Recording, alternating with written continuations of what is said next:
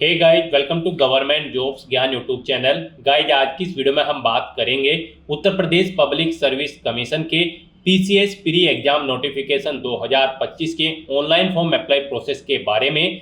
Last date की update है, केवल एक दिन का समय आपके पास रह गया है। अंतिम मौका है, जल्द से जल्द आप अपने फॉर्म अप्लाई कर लीजिए। जी हाँ दोस्तों, उत्तर प्रदेश पब्लिक सर्विस कमीशन ने यहाँ पर पीसीएस प्री एग्जाम के लिए नोटिफिकेशन रिलीज किया हुआ है। कैसे आप इस एग्जाम में पार्टिसिपेट करने के लिए अपने फॉर्म अप्लाई कर सकते हो बिना कोई मिस्टेक किए हुए, इसकी पूरी जानकारी हम आपको स्टेप बाय स्टेप रजिस्ट्रेशन से लेकर प्रिंट तक इस वीडियो में देंगे। बस आपको इस वीडियो को स्किप के बिना शुरू से लेकर एंड तक देखना है। उसके बाद वीडियो पसंद आए तो इसे लाइक और शेयर कर दें। चैनल पर नए हो तो इसे सब्सक्राइब कर लें। साथ ही साथ फॉर्म अप्लाई करते हुए आपके सामने जो जो भी प्रॉब्लम आ रही है उन सभी का हल आपको इस वीडियो में मिल जाएगा। और हम आपको ये भी बताएंगे कि अंतिम समय में कैसे आप अपना फॉर्म अप्लाई करें जिससे आपका फॉर्म यहाँ पर रिजेक्ट न हो। कैसे आपको अपने डॉक्यूमेंट अपलोड करने हैं, कौन सा डॉक्यूमेंट कितने केबी में आपको अपलोड करना है, कैसे आपको अपना वन टाइम रजिस्ट्रेशन करना है, पूरी जानकारी आपको स्टेप बाय स्टेप एंड तक इस वीडियो में मिल जाएगी। बस आपको एंड तक हमारे साथ इस वीडियो में बने रहना है। तो बिना कोई वक्त गंवाए चलिए शुरू करते हैं। आपको इस वीडियो के डिस्क्रिप्शन बॉक्स में हमारी वेबसाइट IND-sarkari-naukri.in के इस पेज का लिंक मिल जाएगा। यहाँ पर आपको इस भर्ती एग्जाम के रिगार्डिंग सभी डिटेल्स प्रोवाइड कर दी गई है। उत्तर प्रदेश पब्लिक सर्विस कमीशन ने यहाँ पर पीसीएस प्री एग्जाम के लिए नोटिफिकेशन रिलीज किया हुआ है। आप यहाँ पर 2 अप्रैल 2025 तक अपने फॉर्म अप्लाई कर सकते हो। केवल एक दिन का समय आपके पास रह गया है। अंतिम मौका है, जल्द से जल्द आप अपने फॉर्म अप्लाई कर लीजिए। फॉर्म अप्लाई करने के लिए आपको इस पेज को नीचे स्क्रॉल डाउन करना है, इंपोर्टेंट लिंक सेक्शन में आना है और यहां पर आकर आपको English notification PDF, Hindi notification PDF, इन लिंक्स पर क्लिक करके इस रिक्रूटमेंट एग्जाम के नोटिफिकेशंस को ओपन कर लेना है हिंदी और इंग्लिश में। और अपनी चॉइस के अकॉर्डिंग आप जिस भी लैंग्वेज में डिटेल रीड करना चाहते हैं डिटेल रीड कर लें। यहाँ पर आपको सभी डिटेल्स प्रोवाइड कर दी गई है, जैसे कि कैसे आप अप्लाई कर सकते हो, कब से कब तक अप्लाई कर सकते हो, क्या आपका एलिजिबिलिटी क्राइटेरिया होना चाहिए, पूरी जानकारी यहाँ पर आपको प्रोवाइड कर दी गई है। आप सभी डिटेल्स यहाँ से रीड आउट करें, उसके बाद अपने फॉर्म अप्लाई कर लें। फॉर्म अप्लाई करने के लिए भी आपको हमारी वेबसाइट के इसी पेज पर ही अप्लाई ऑनलाइन का ये लिंक दिया गया है। जैसे ही आप इस लिंक पर क्लिक करेंगे आपके सामने यहाँ पर उत्तर प्रदेश पब्लिक सर्विस कमीशन का ये ऑफिशियल पोर्टल ओपन हो जाएगा। गाइड, यहाँ पर आने के बाद आपको अप्लाई की इस टैब पर क्लिक कर देना है। उसके बाद यहाँ पर आपको इस एग्जाम की डिटेल प्रोवाइड कर दी गई है। यहाँ पर सैलरी आपको 9,300 से 34,800 के बीच में प्रोवाइड कराई जाएगी। 21 से 40 साल आपकी आयु सीमा रखी गई है। 210 वैकेंसीज है। आप चेक क्वालिफिकेशन की स्टेप पर क्लिक करके इस एग्जाम में पार्टिसिपेट करने के लिए जो रिक्वायर्ड क्वालिफिकेशन है वो चेकआउट कर सकते हो। और फिर गाइड, यहाँ पर आपको ऑथेंटिकेट विद OTR इस ऑप्शन पर आपको क्लिक कर देना है। नेक्स्ट आपके सामने कुछ इस तरह से इंटरफेस ओपन होगा। अब यहाँ पर आकर आपको ऑथेंटिकेट विद OTR सर्वर आपको इस टैब पर क्लिक कर देना है। फिर यहाँ पर आपसे पूछा गया है कि क्या आपने अपना OTR रजिस्ट्रेशन कंप्लीट कर लिया है।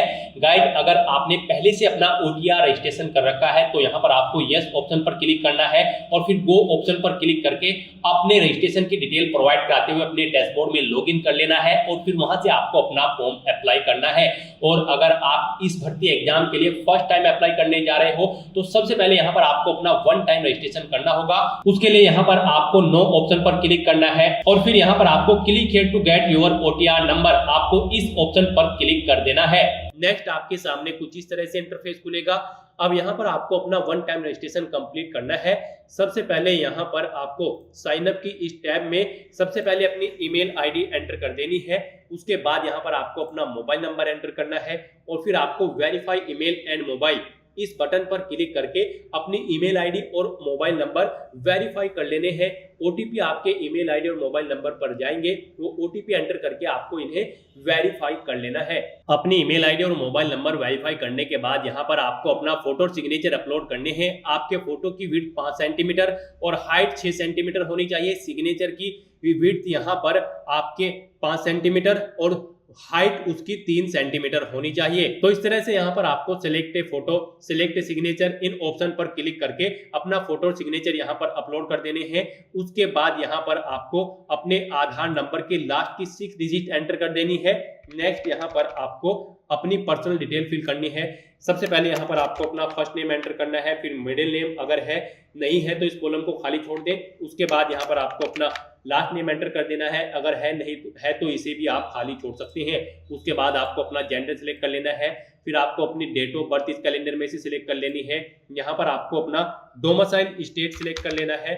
उसके बाद यहाँ पर आपको अपना होम डिस्ट्रिक्ट सिलेक्ट कर लेना है। फिर आपको अपनी कैटेगरी यहाँ पर सिलेक्ट कर लेनी है।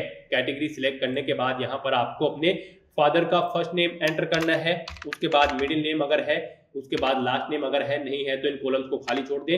ऐसे ही यहाँ पर आपको अपनी मदर का नाम एंटर कर देना है, मिडिल नेम लास्ट नेम अगर है तो एंटर करें, नहीं तो छोड़ दें। फिर यहाँ पर आपको अपनी हाई स्कूल क्वालिफिकेशन की डिटेल प्रोवाइड करानी है। सबसे पहले यहाँ पर आपको बोर्ड का नाम बताना है जिससे आपने अपनी हाई स्कूल की क्वालिफिकेशन पास आउट कर रखी है। फिर पासिंग ईयर आपको यहाँ पर बताना है किस साल में आपने अपनी 10th की क्लास पास आउट की थी, उसका रोल नंबर आपको यहाँ पर एंटर कर देना है।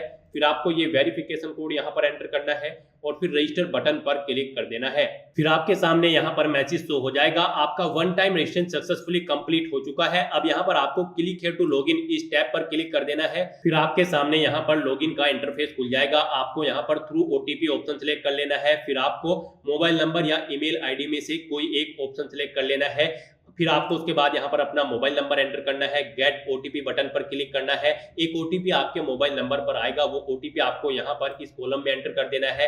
ये वेरिफिकेशन कोड आपको यहाँ पर एंटर करना है और लॉगिन की स्टेप पर क्लिक करके लॉगिन कर लेना है। नेक्स्ट आपके सामने कुछ इस तरह से इंटरफेस खुलेगा। अब यहाँ पर आपको अपना पासवर्ड क्रिएट करना है। आपका पासवर्ड 8 से 15 कैरेक्टर के बीच में होना चाहिए और ये अल्फा न्यूमेरिक फॉर्मेट में होना चाहिए। मींस आपके पासवर्ड में एक अपर केस कैरेक्टर, एक लोअर केस कैरेक्टर, एक इंटीजर नंबर और एक स्पेशल कैरेक्टर जैसे कि @ हैश या फिर डॉलर होना चाहिए। तो यहाँ पर आपको अपना पासवर्ड एंटर करना है। वही पासवर्ड आपको एक बार फिर से एंटर करना है कंफर्मेशन के लिए।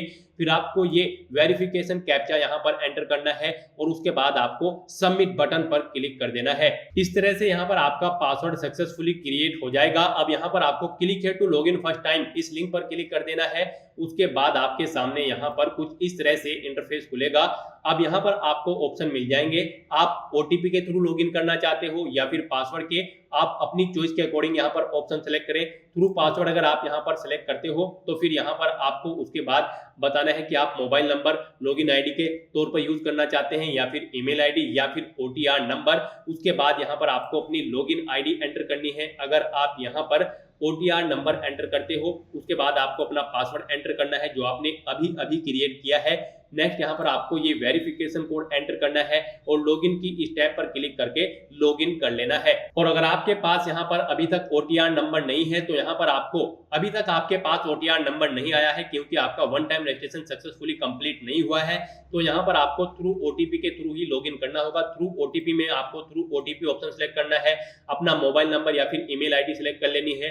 फिर उसके बाद आपको यहाँ पर अपना मोबाइल नंबर एंटर करना है, गेट ओटीपी बटन पर क्लिक करना है। उसके बाद आपके मोबाइल नंबर पर ओटीपी आएगा, वो ओटीपी आपको यहाँ पर एंटर करना है। ये वेरिफिकेशन कोड आपको यहाँ पर एंटर करना है और लॉगिन की स्टेप पर क्लिक करके लॉगिन कर लेना है। नेक्स्ट आपके सामने कुछ इस तरह से इंटरफेस खुलेगा। अब यहाँ पर आपको अपनी पर्सनल डिटेल फिल करनी है। सबसे पहले यहाँ पर आपको अपनी नेशनलिटी सिलेक्ट कर लेनी है, मैरिटल स्टेटस सिलेक्ट करना है। फिर यहाँ पर आपसे पूछा गया कि क्या आप फ्रीडम फाइटर हैं, अगर है तो यस करिए और फिर उसकी डिटेल दे दें, नहीं है तो आपको यहाँ पर नो ऑप्शन सिलेक्ट कर लेना है। नेक्स्ट आपसे पूछा गया है कि क्या आप ईएक्स सर्विसमैन है, अगर है तो यहाँ पर अपना ऑप्शन सेलेक्ट कर ले, ईएक्स आर्मी है या इको एसएससीओ या फिर सीओ है, और अगर नहीं है तो यहाँ पर आपको नो ऑप्शन सेलेक्ट कर लेना है। उसके बाद आपसे पूछा गया है कि क्या आप फिजिकली हैंडीकैप्ड हैं, अगर है तो यस करें और फिर इसको डिटेल दें, नहीं तो नो ऑप्शन सेलेक्ट कर ले। फिर यहाँ पर आपसे पूछा गया है कि क्या आप ब्लाइंड है या फिर विजन प्रॉब्लम है, अगर आप यहाँ पर फिजिकल हैंडीकैप हैं तो यहाँ पर आप ऑप्शन सेलेक्ट कर ले किस तरह से आप फिजिकली हैंडीकैप हैं, नहीं है तो ये ऑप्शंस आपके सामने यहाँ पर डिसेबल्ड कर दिए जाएंगे। उसके बाद यहाँ पर आपसे पूछा गया है कि क्या आप स्पोर्ट पर्सन है, स्किल्ड प्लेयर है, अगर है तो यस करें, नहीं तो नो ऑप्शन सेलेक्ट कर ले। अगर यस सिलेक्ट करते हो तो फिर आपको अपना प्लेयर का लेवल सेलेक्ट कर लेना होगा। नेक्स्ट आपसे पूछा गया है कि क्या आपके पास एनसीसी है, अगर है तो यस करें, नहीं तो नो ऑप्शन सेलेक्ट करें। अगर यस करते हो तो फिर आपको अपना एनसीसी सर्टिफिकेट नंबर एंटर करना होगा। नेक्स्ट आपसे पूछा गया है कि क्या आप सर्वेंट है गवर्नमेंट के, गवर्नमेंट एम्प्लॉय है, अगर है तो बता दें कि आप करंट में वर्किंग है या फिर एक गवर्नमेंट एम्प्लॉय है, और अगर नहीं है तो आपको नो ऑप्शन सेलेक्ट कर लेना है। फिर यहाँ पर आपसे पूछा गया है कि क्या आपको यूपीपीएससी की तरफ से कभी किसी एग्जाम में बैठने से रोका गया है।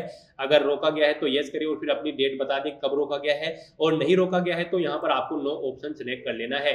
इस तरह से ये सभी डिटेल्स फिल करने के बाद अब आपको सेव एंड नेक्स्ट ऑप्शन पर क्लिक करना है।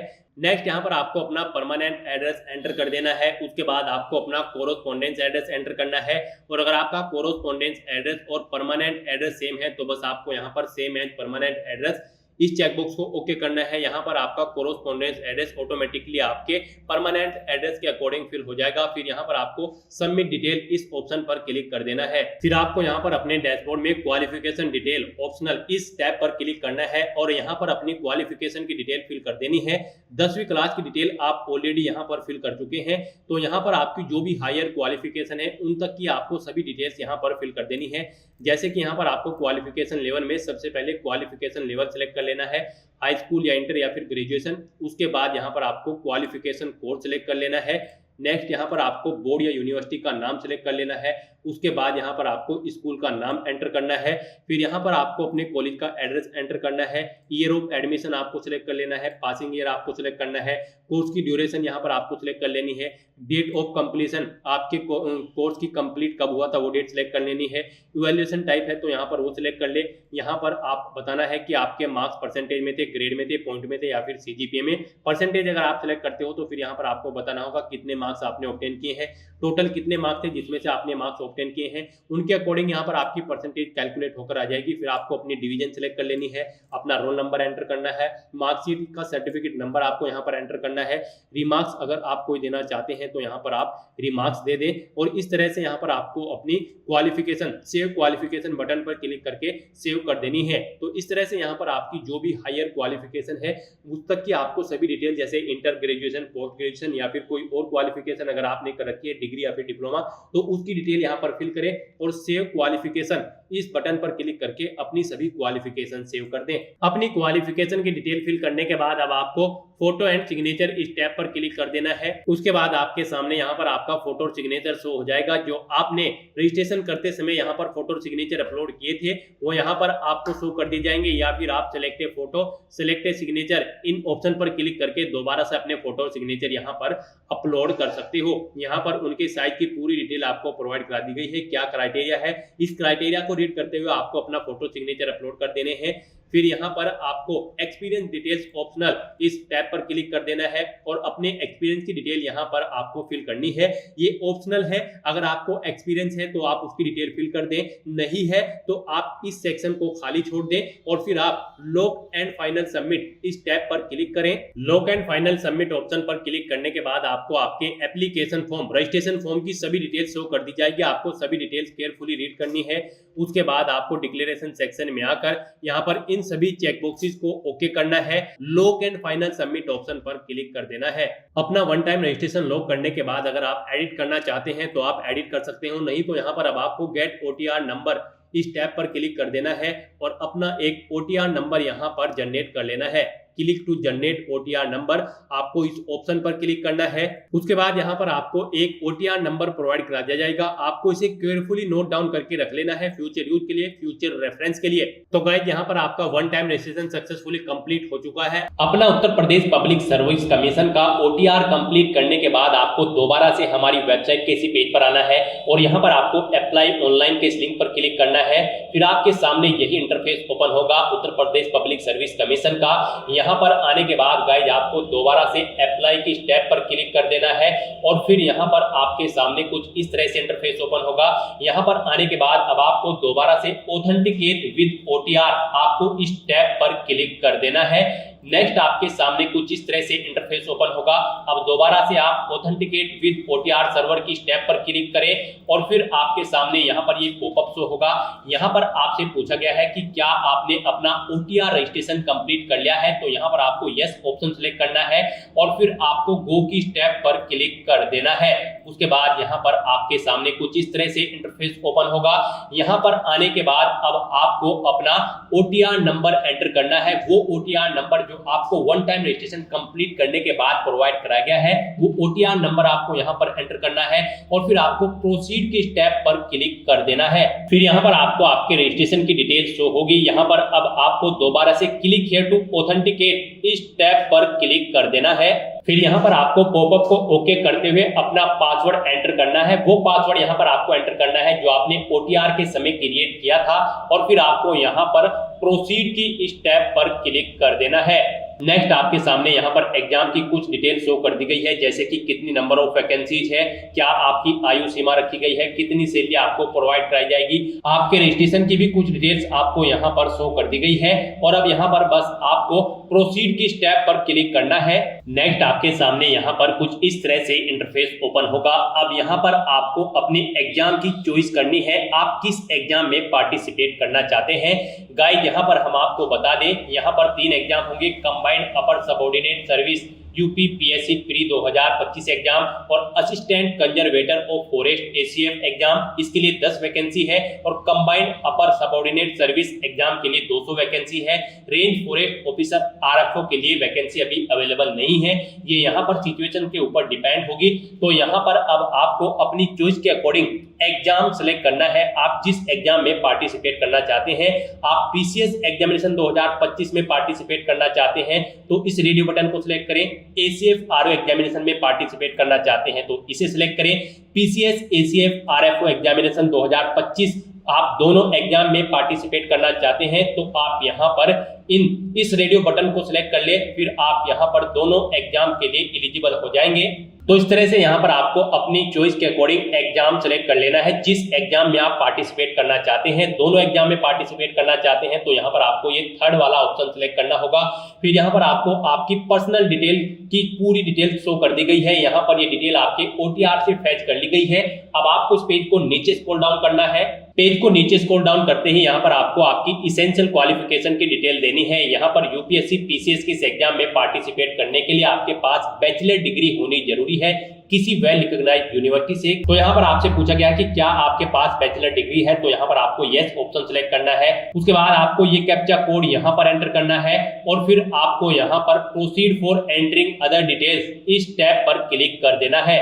नेक्स्ट आपके सामने यहाँ पर इंस्ट्रक्शंस का ये पॉपअप शो होगा, आप ये इंस्ट्रक्शंस रीड करें। उसके बाद पेज को नीचे स्क्रॉल डाउन करें और फिर यहाँ पर आप kindly proceed further for candidate dashboard login इस टैब पर क्लिक कर दें। उसके बाद यहाँ पर आप ये पॉपअप ओके करें, फिर यहाँ पर आपको आपके डैशबोर्ड में डायरेक्ट कर दिया जाएगा। यहाँ पर आपने अपने एप्लीकेशन फॉर्म का पार्ट फर्स्ट कंप्लीट कर लिया है, अब आपको अपने एप्लीकेशन का पार्ट सेकंड भरना है। तो उसके लिए यहाँ पर जो लिंक ब्लिंक हो रहा है submit details fill part second, आपको इस लिंक पर क्लिक कर देना है। नेक्स्ट आपके सामने कुछ इस तरह से इंटरफेस ओपन होगा। यहाँ पर अब आपको पार्ट सेकंड में यहाँ पर भी आपकी कुछ डिटेल्स आपके OTR से फिल कर ली गई है। अब आपको इस पेज को नीचे स्क्रॉल डाउन करना है और यहाँ पर आपको प्रीफरेंशियल क्वालिफिकेशन डिटेल अपनी देनी है। यहाँ पर आपसे पूछा गया है कि क्या आपके पास डिप्लोमा या फिर डिग्री है पब्लिक एडमिनिस्ट्रेशन की किसी रिकॉग्नाइज्ड यूनिवर्सिटी से जो एस्टैब्लिश्ड है बाय लॉ इन इंडिया। तो यहाँ पर आपको यस या नो अपने अकॉर्डिंग ऑप्शन सेलेक्ट करना है।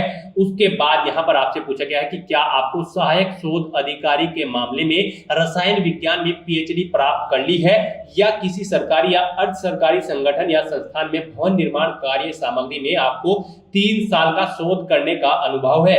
अगर है तो यस करें, नहीं तो नो ऑप्शन सेलेक्ट करें। फिर आपसे पूछा गया है कि क्या आप इंडियन आर्मी में 2 साल से कार्यरत है, आपने अपनी सेवा दी है, अगर दी है तो यस करें, नहीं तो नो ऑप्शन सेलेक्ट करें। फिर आपसे पूछा गया कि क्या आपके पास NCC का B सर्टिफिकेट है, अगर है तो यस करें, नहीं तो नो ऑप्शन सेलेक्ट करें। फिर आपसे पूछा गया है कि क्या आपने स्टेट लेवल के किसी गेम में अपने आप को रिप्रेजेंट किया है, अगर किया है तो यस करें, नहीं तो नो ऑप्शन सेलेक्ट करें। फिर यहाँ पर आपको अपनी ग्रेजुएशन और पोस्ट ग्रेजुएशन की डिटेल देनी है। गाइस यहाँ पर इन एग्जाम की कुछ पोस्ट पर अप्लाई करने के लिए आपके पास पोस्ट ग्रेजुएट डिग्री भी होनी जरूरी है। तो यहाँ पर आपसे पूछा गया है ग्रेजुएट डिग्री होनी तो आपके पास मस्ट है, तो यहाँ पर आपको यस ऑप्शन आपने ऑलरेडी ही सिलेक्ट कर लिया था। फिर आपसे पूछा गया कि क्या आपने अपनी पोस्ट ग्रेजुएशन भी कंप्लीट कर ली है, अगर कर ली है तो यस करें, नहीं तो आप नो ऑप्शन सिलेक्ट करें। यस अगर आप करते हैं तो फिर इसके सब्जेक्ट यहाँ पर आपको शो होंगे, अगर नो करोगे तो फिर इसके सब्जेक्ट यहाँ पर आपको डिसेबल्ड कर दिए जाएंगे। और उसके बाद यहाँ पर आपको अपने सब्जेक्ट की डिटेल देनी है। ग्रेजुएशन में आपके पास कौन कौन से सब्जेक्ट थे वो सब्जेक्ट यहाँ पर आप सिलेक्ट कर लें, और फिर ऐसे ही पोस्ट ग्रेजुएशन के सब्जेक्ट भी आप सिलेक्ट कर सकते हैं जो सब्जेक्ट्स आपके पास यहाँ पर पोस्ट ग्रेजुएशन में थे। यहाँ पर आप अपने सब्जेक्ट सिलेक्ट करें। रिसेट करना चाहते हैं तो रिसेट चॉइस में आकर आप यहाँ पर रिसेट चॉइस के ऑप्शन पर क्लिक करें, फिर यहाँ पर ये सभी ऑप्शंस आपके रिसेट हो जाएंगे। इस तरह से आप अपने सब्जेक्ट्स यहाँ पर सिलेक्ट कर ले ग्रेजुएशन और पोस्ट ग्रेजुएशन के। उसके बाद आपको इस पेज को नीचे स्क्रॉल डाउन करना है, फिर यहाँ पर आपको इन एग्जाम की पोस्ट वाइज क्वालिफिकेशन प्रोवाइड कर दी गई है। जी हाँ दोस्तों, पीसीएस, एसीएफ और आरएफओ एग्जाम के थ्रू जो पोस्ट भरी जाएंगी उनकी डिटेल आपको यहाँ पर दी गई है। आपसे यहाँ पर पर्टिकुलर पोस्ट के सामने उसकी इसेंशियल क्वालिफिकेशन की डिटेल दे दी गई है, यानी कि आपकी अनिवार्य योग्यता उस पोस्ट के लिए क्या होनी चाहिए, यहाँ पर आपको डिटेल दे दी गई है।